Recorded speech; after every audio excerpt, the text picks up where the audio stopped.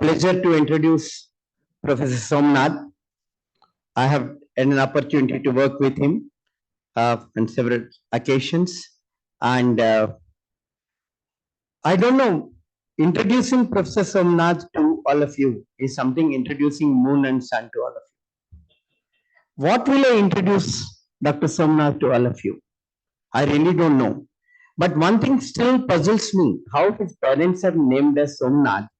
Som means moon, and he has taken Indian flag to moon. What else you want?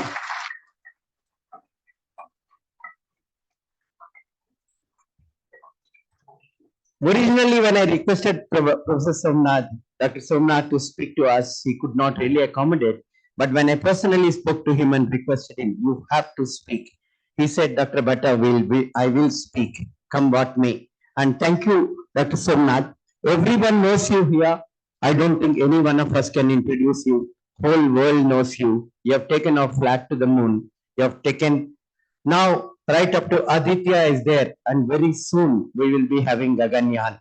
Everything you have given it to this country, the entire country is proud of you. We are very eager to listen to you. And Dr. Sitaram, who was here, he was also mentioning about it, how a person from an ordinary engineering college, not from an IIT, not from an IISc, can still bring laurels to the entire world. And we are very proud of you. Thank you so much. Stage is all yours, Professor Somnath. We are waiting to listen to you. Thank you. Thank you so much. Hope I am audible there. Yes, sir. Okay. The topic given to me is to speak about artificial intelligence in space applications, or rather, I will take it as in space domain. It's not only in applications, but in all elements of the space activities. So, in fact, when we looked at AI in the beginning of AI era, when it was started evolving world over, Department of Space and ISRO centers who are actually working in the high technology area were very enthused to look at it. And many activities started here and there in different entities and different groups that are working in multiple domains in different centers of ISRO. I think possibly the community that is listening to me must know that the space in India is actually all-encompassing. In fact, everything that is required for space sector, including the rocket building, rocket design, and satellite building, applications, application delivery, all the ground operations required to make the launches and operations possible are all done by ISRO, the single organization. That has been the tradition. That has been the way we worked in the past. So what we have is a set of expertise in any domain that you can talk about. They are there in any centers, different centers of ISRO. So when you talk about AI and its application space, and they stretch across multidisciplinary domains. So what I would like to talk today is about the type of nature of the AI activities and projects that we are already on and planning to undertake. And this will give you a certain amount of perspective on what type of possibilities are there in the space sector. Mainly, I would like to segment it into the following ways. One, of course, all of you know that we design and build rockets, and rockets do fly. And in the rocket development and design of the rockets, we have a huge amount of data coming, both in terms of design simulation data as well as the flight data. So the data are essential for all of these activities, for example, AI activities. So for rocket design, we have quite a bit of programs currently going on in AI domain. Possibly you may know that in a typical rocket launch, there are something like 2,000 measurements. And these measurements include physical data measurements, also health data measurements. And all this data comes down in the form of telemetry, and we look at this telemetry. And some of the health data is used in real time. Some are used in the post-real-time, post-launch activities. And we analyze this data to find out what went wrong or how it went well in the launch. And all this happens through expertise in each domain. They have to look at the curve and try to understand what exactly it means. So this comes out of a domain experience. And this is precisely where AI will be useful, to look at this data and then make an assessment about the performance. We started doing this little earlier itself. This later goes into a synthesis software where it actually recreates the actual flight of the rocket in mathematical domain. And then we see how they match with what type of parameter dispersions in the actual rocket that would have matched this real performance. So this is in a way a sort of a recreation of the flight we normally do. And this recreation will tell us what are the real changes that happened in the flight than we actually thought about. So this is one of the important area of AI to recreate the actual mission so that we can understand it in a deeper manner. And similarly, that in rockets, we have huge amount of manufacturing that is taking place. Possibly, you know that we manufacture everything.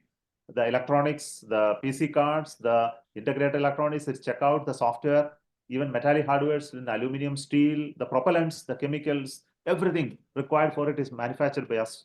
So all this manufacturing goes through huge amount of evaluation of its quality. For example, one of the thing I say is PC cards, printed circuit cards where very tiny components are wired. And this defects in this wiring, whole process of soldering can be very catastrophic. So fault diagnosis of this is again an artificial intelligence driven inspection tools we have made so that it goes through inspection very, very fast. And a lot of anomaly can be recreated through images, and we can actually convert an AI engine to do this. Similarly, when we look at the rockets for human space flight, possibly you know that in human space flight, the safety of the crew becomes very, very important. And we have to look at this safety in a manner that they should be able to abort the mission in case an anomaly develops. And when an anomaly develops in the rocket, the whole thing spread out and it explodes in less than 100 milliseconds. 100 milliseconds is only 1/10 of a second. In 1/10 of a second, you need to take the decision to abort the mission and then take the crews away. So this is not possible by human beings, and we cannot do from ground. It has to be done on board. So a sort of a synthesis of this data is required and make decision on board. Many of the techniques that we used earlier were based on model-based approaches. So you create a model of the whole vehicle running there, and actual vehicle parameters are fed into it, and we see there is a diversion or it doesn't follow the track of what was ideally required. Then we understand that there is a failure slowly happening, and it has not become catastrophic yet. And if you make a model to predict it further, then we can say it will turn out to be catastrophic or not. And based on that, we can take a decision, yes, it is time for aborting or not. But this can have two effects. One, actual anomalies may be there, and some of the anomalies we may actually escape and may not really cause a catastrophic anomaly. So this is a critical decision, and this is required to be done through AI techniques solely. And we are developing such capacity, computational capability, and software tools on board to do such decision making in split seconds. So it's very important for the crew to fly. Then here again, another typical issue is related to simulation. All the rocket flight, all the satellite flights, we actually simulate in ground in a scenario mathematically correct, so that we can actually see the real flight and the simulation flights are proper. Here again, huge amount of data comes out of it, and we need to take cases where performance bounds are exceeded. For example, possibly you are aware that in Chandrayaan-3 we were successful in landing, and in Chandrayaan-2 we just missed it. And just the case of an anomaly happening and the anomaly not able to recover with the time. And why it happened and how it can be prevented, it's only possible by such simulation studies where the parameters like the initial conditions, the various performance indices are perturbed beyond our statistical limits like 3 sigma. They are actually perturbed to higher orders like 6 sigma. And then we see even with that, the whole dynamics of the system is capable of handling this. So this is one way of understanding it. And again, here the AI techniques are used to recreate the type of conditions that we need to simulate to really test it and go. Let me quickly switch to satellites. Spacecrafts, when you look at, we have spacecrafts for communication, we have spacecrafts for imaging, and also this data comes down in huge quantities. And this data becomes very important tool for rest of the work. Now, on this data, we can do a lot of AI. For example, on the satellite data is actually very voluminous. A typical satellite, when it flies over a landmass, it collects gigabytes of data. And you get hardly five minutes or so on top of a ground station to download this data. And this huge data need to be downloaded at very high data rate to the antenna. And this becomes many a times difficult. So how to reduce this data volume and how to minimize it the ground requirement of tracking is one topic which we continuously discuss. Here, the primary thing that comes out is how to introduce AI onboard satellites. For example, an image is taken. For example, it takes an image of India and a very local zone, and we would like to understand that area is remaining like that in the last 1 hour to this 1 hour. And if there are any changes, and if changes can be easily detected on board by the AI engine, then we will say that changes are so minimum, so we don't have to download that image. So it saves us the data volume. Another method is even for identification of various artifacts and objects. For example, you want to identify trees from the images, cars from the images, human beings from the images, roads, waterways, and various geometrical features. And all these are currently done by manual approaches. These images are put on a computer, and then we ask somebody to work on it and identify. The whole of this can be done very easily by the artificial intelligence techniques, and we started doing it now on board as well as in the ground in the post-processing time. Similarly, the whole of this AI-driven approaches are using for various services. For example, in India, suppose you take an image of a satellite and you want to find out where there are more people and where there are people less than a certain numbers. And if you want to understand this population densities, it can be easily done using AI techniques using the images. And we can train the model on various capacities. And this is actually being used by our government for various programs like Amrit. For example, the governmental flagship programs are being using this type of models for based on optical data. Generally the satellites data are two-dimensional, and we want to make a three-dimensional object of the whole satellite data. Here again, we look at how to extract features from the images. For example, roads. Those who are used the Google Maps must be knowing that roads are there in the Google Maps, and actually the roads are not fully visible. When you look from top of the sky, you will find that the trees cover most of the roads. Sometimes many other shadow effects will be there, and you will actually miss the road. But to extract the road out of the image and then show a path for you to go, there must be some technique to extract it out of it, basically using certain features, that road continuity and various geometrical features that define the roads. So this is true for various other objects when you see it on the images. So similarly, deep learning techniques are used for detecting various other elements in this. For example, we use it for identification of areas which are likely to get desertified, the areas which requires which are water stress, the areas where the crops have reached you are right for taking out the crops, and where there is a stress of certain elements, nutritional deficiency, and such features can be extracted using AI techniques in from satellite images. There is yet another area where we look into AI application is the operations. For example, we have in India has almost 50 satellites in orbit now, and all of the satellites required to be orbited, tracked, and maintained for its health at any continuous manner. For even for communication satellites where we have DTS services, even just a small shift in the antenna could cause some of the channels dropping out. So you can't even talk about such other anomalies that will happen on continuous basis for satellites. So we have developed an AI engine to look at these anomalies in satellites and then continuously track this health data of the satellites and give warning to satellite operators on a continuous manner, of course, on the sensor health, on the imager health, on the power budgeting, the battery strength, the solar power generation, and various other parameters of the satellite that are critical for its operation. Similarly, the equally important is automatic navigation and attitude control. Typically, an imaging satellite goes around the globe, and we won't image it everywhere. We image it only where there is a landmass and there is a need for imaging. And when it is flying over oceans, it switches off its cameras and then save power and look at how to maximize power generation. All of these are generally done in a pre-programmed manner.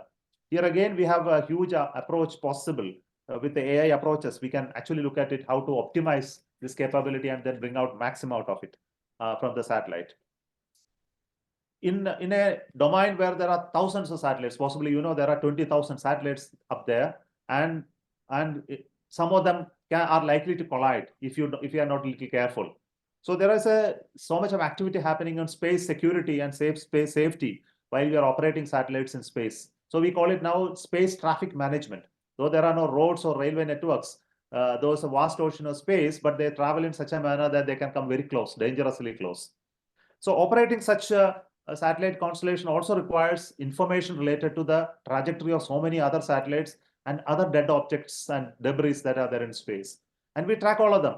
And all this information is fed into a computational system. And we make sure that the operation of the satellites are very, very safe, including launches.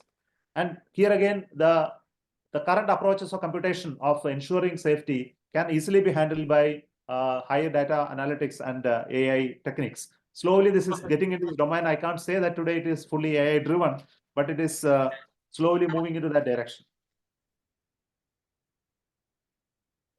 Here, I will talk about a little bit on the application side. For example, some of the applications which you did recently is about the shade tree density estimation tea gardens. I just want to give you an example. You know, when you look at a tea garden, there are some shade trees. I think they need to be planted in a certain intervals, and if you don't plant them, you don't get the type of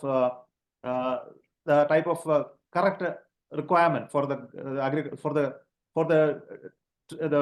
tree plants. So this estimation of the shade giving trees versus other trees or the tea garden itself could be a difficult thing to distinguish. So this is something where we look at this AI tools to look at such vast ocean of images and then suggest that where all exactly that you should plant them. And this information is given to garden the concerned people, and they are able to plant them appropriately. Similarly, in the agroforestry resources, we use it very intensively for management of this type of things to help them in crop planning, crop estimation, water level. Actually, for example, paddy cultivation requires water level maintenance at appropriate level. Here again, imagine-based estimation and giving advisories to them, etc. Another domain that is slowly developing. In space, I think all of you know that robotics is also coming very, very important. And the Chandrayaan-3, you would all watched the Pragyan rover coming out of the lander and then moving on top of the moon. Almost 100 meters it moved, and it produced so much of data.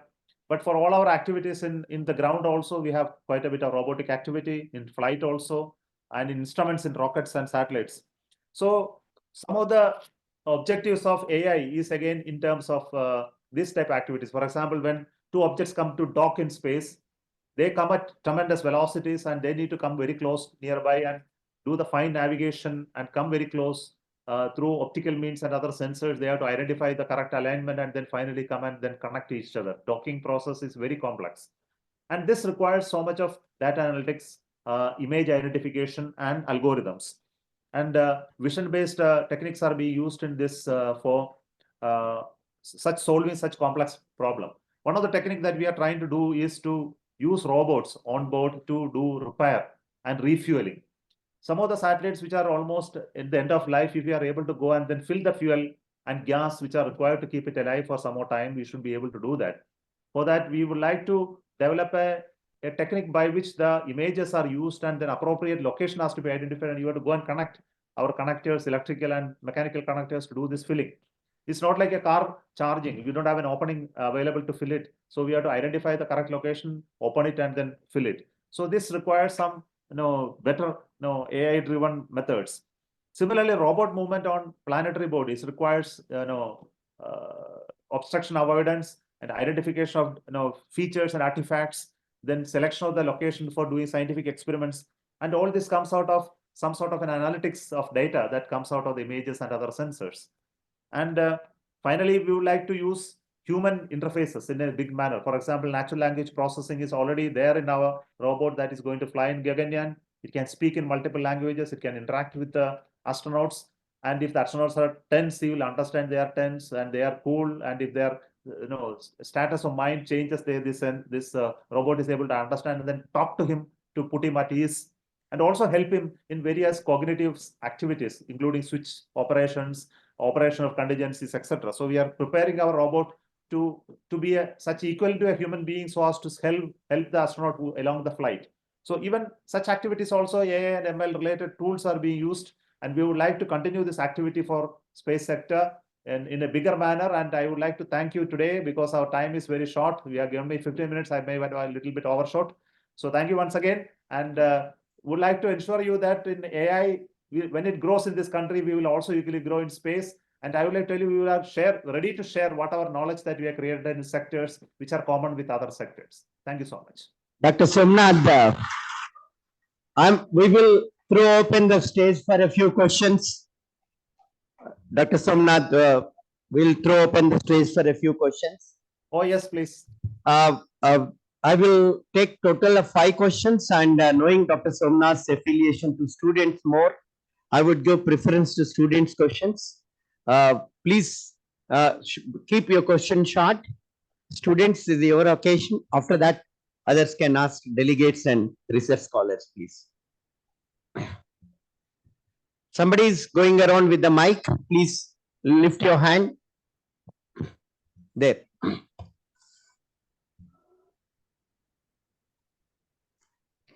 So you want to start before it? Yeah, please.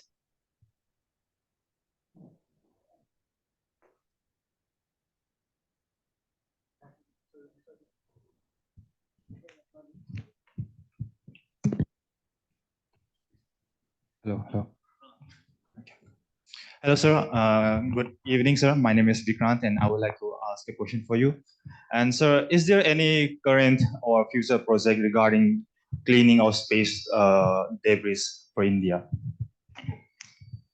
Okay, to understand this question, I think you need to have some idea about the debris in space. The debris in space, the so-called debris, there are active satellites, almost 20,000 of them. And there are objects which are as big as 10 centimeter, almost 1 lakh of them. And debris which are much smaller, in like a paint flake or a small screw, there are 5 lakhs of objects. Okay, so the number of objects in space which are trackable is about 1 lakh, and that remaining 5 lakhs which are very small cannot be even seen by you or even seen by a radar. Up to 10 centimeter you have technology to see. Maybe some radars are there which can see a little smaller. So, and they are moving at tremendous speeds. The speeds vary from 7 to 8 kilometers per second to something like 20 to 25 kilometers per second. So you can understand the speed, and they go in different directions. So to clean it, it's not an easy task. You can, at the best, what you can do is to go and pick a satellite which is just at the end of its life or it's defunct. You can deorbit. Or you can do, at the best, is to prevent 2 satellites which is colliding so that it doesn't create smaller debris. Today, there are no technology known to remove those 5 lakh debris, the debris which are small in size. There is no technology because they are moving at tremendous speeds. You can't even identify them. You can't even go near them. You cannot even catch them because anything that you put in front of it, it will pierce through because the speed of is so high. If you don't travel at its equal speed, you cannot even touch it. So that is a condition of the debris. So what you can do is to prevent future debris creation is to be minimized. That's the only thing you can do. And remove the satellites and launch vehicle parts which are there in the orbit at the earliest. The moment the life is over, it must be deorbited or it must be taken to a graveyard orbit, whether there is no much life left. Another method is that over the period of time, all these debris will finally fall to Earth because gravity is pulling it. But it's a question of time. So if you can minimize the time of residence in space to something like 25 years, then it is okay. So you can put in a space and an orbit which has a lifespan of only 25 years. It is generally accepted to be a safe thing because in 25 years, it will anyway come down to Earth. But if it is longer, like hundreds or thousands of years, then you are doing a great danger. So as far as ISRO is concerned, we have made up our mind to make sure that all our satellites will be deorbited. Once just reaching the end of the life, we will use the residual propellant and deorbit so that we don't create debris. Second is we will make sure that we don't collide with anybody. We continuously track our satellites, continuously track the remaining objects and make sure it doesn't go near anything and cause collateral damages. Third thing is we will not make sure that we will not explode anything in space, intentionally or unintentionally, so that minimum small debris will never be created. So these are the type of things that we can do to safeguard the debris problem. Thank you. Thank you, Dr. Somnath. Next question, please. Hello, sir. Hi, my name is Roshan Mehra. So my question to you is, as we all know that water is the basic necessity, right? And like we all say that the future war, the third world war, will be for water only.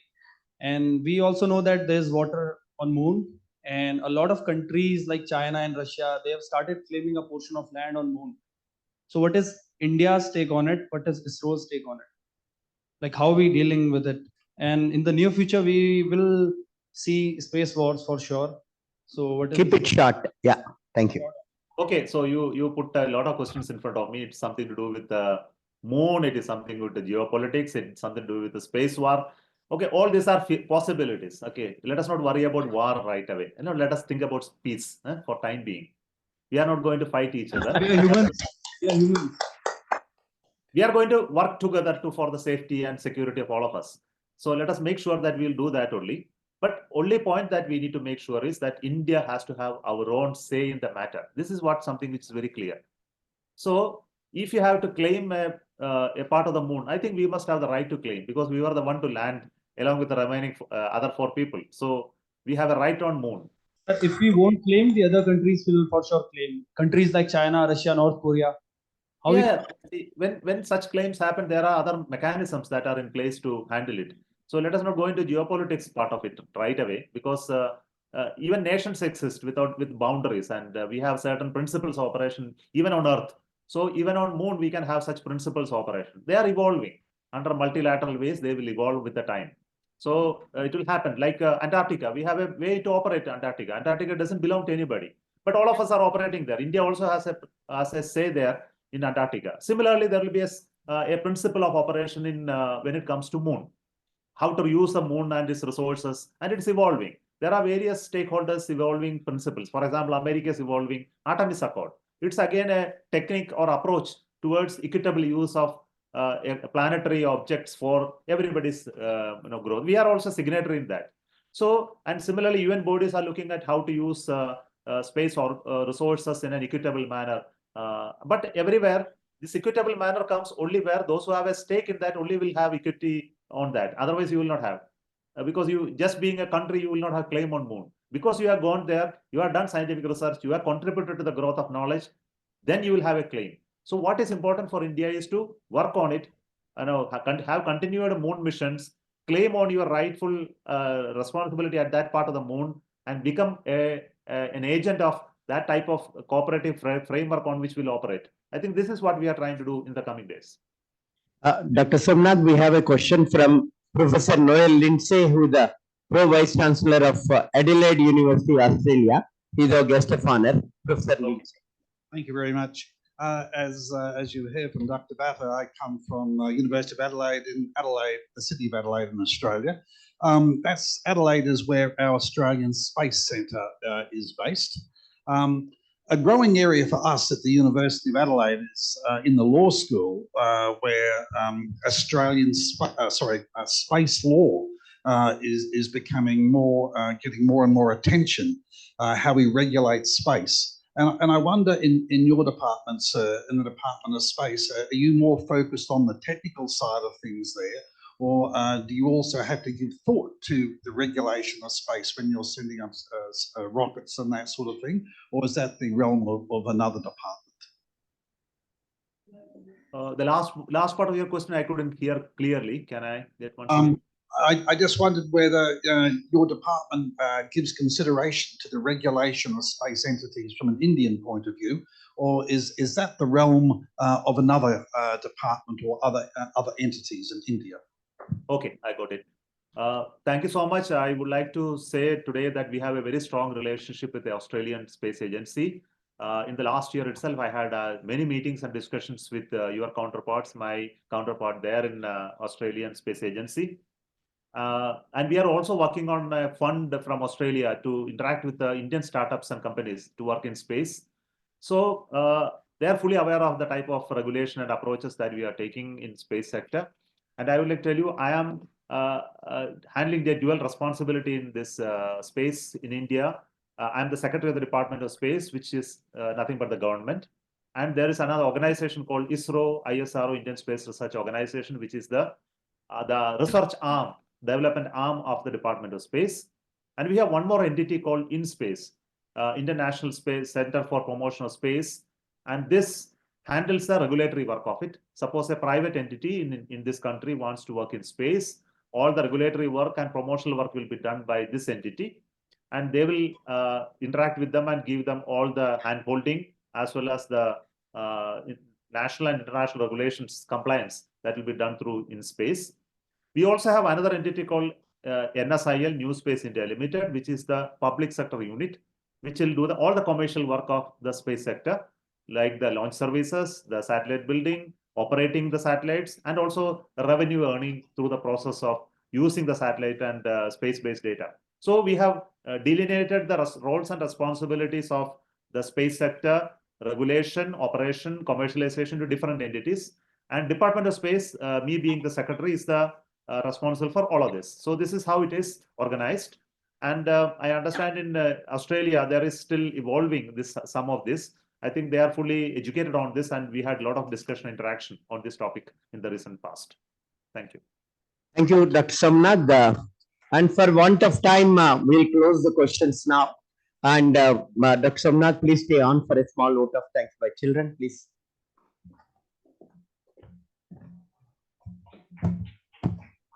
Thank you, Dr. Somanath, for your inspiring words of wisdom. On behalf of XIME Bangalore, I extend our heartfelt gratitude to all those who have contributed to the success of this session. Firstly, I would like to express our sincere appreciation to our esteemed chairman, Professor J. Philip, for his unwavering support and guidance in organizing this event. His leadership has been instrumental in shaping the vision of our institution. A special thank you to our Honorable President, Professor Anil Philip, for his continuous encouragement and commitment to excellence. His vision inspires us to strive for greater heights. We are deeply grateful to our distinguished guests for gracing us with their presence and for sharing their valuable insights and experiences with us.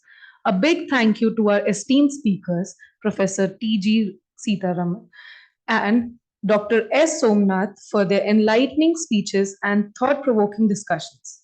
Your expertise has enriched our understanding and inspired us to think beyond boundaries. Last but not the least, I would like to thank our wonderful audience for their active participation and engagement throughout the session. Once again, thank you to everyone. And now